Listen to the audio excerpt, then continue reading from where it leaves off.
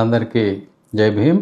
మనకు అందిన సమాచారం ఏంటంటే ఈ మధ్యన మన అద్భుతమైన మేధాశక్తి గల బ్యాంకు దొంగ రఘురామకృష్ణరాజు గారు సాయంత్రం పూట సరదాగా మంచినీళ్ళు తాగి తన సహచరులతో తన అద్భుతమైన పథకాన్ని షేర్ చేసుకున్నారట. వాళ్ళు మనకి చెప్పారు.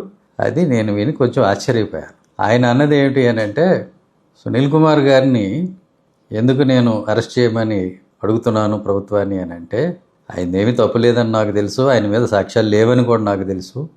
సో ప్రభుత్వం ఇది చేసి రేపొద్దున కోర్టుల్లో ఇబ్బంది పడుతుంది, ఆయన ఊరుకోడు, ఆయన కూడా తగులుకుంటాడు, ప్రభుత్వాన్ని ఇక విమర్శించడం మొదలు పెడతాడు.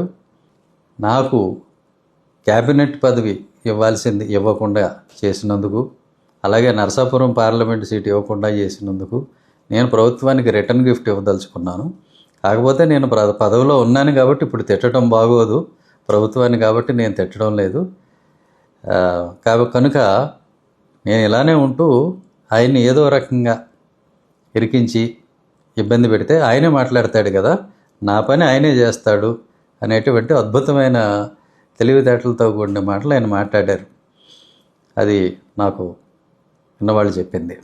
చాలా బాగుంది మీ ప్లాన్. అదే ఉండొచ్చు మీ ఉద్దేశం, ఎందుకంటే మీ బాధలు మీకు ఉంటాయి, మీ ఎక్స్పెక్టేషన్స్కి తగినట్టుగా జరగనప్పుడు మీ పథకాలు మీకుంటాయి. నన్ను వాడదాము అని చెప్పేసి ప్రభుత్వం మీదకి నన్ను తిప్పుదామని చెప్పి మీరు ఒక పథకాన్ని వేశారు. చూద్దాం మరి ఈ పథకం వారు గ్రహించగలుగుతారో లేదో ఏంటో చూద్దాం. మీరు ఇప్పటికే ఒక పథకం ప్రకారం అన్ని సామాజిక వర్గాల్ని దూరం చేస్తూ వస్తున్నారు ప్రభుత్వానికి.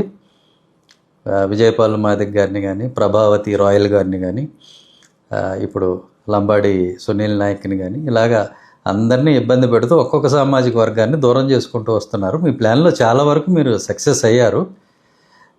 మీరు అన్న మాటలు నాకు తెలిసినాయి. నేనైతే ఆశ్చర్యపోయా, అంత తెలివితేటలు ఉంటాయి ఆయనకి. ఇంకా ఎలక్షన్కి 3 ఏళ్ళు ఉంది, 3 ఏళ్ల పాటు ఆయన తిరుగుతాడు, అందరినీ తిడతాడు, నా పగ తీరుతుందని మీరు అన్నారట. ఎంతైనా మీ మేధాశక్తి అద్భుతం.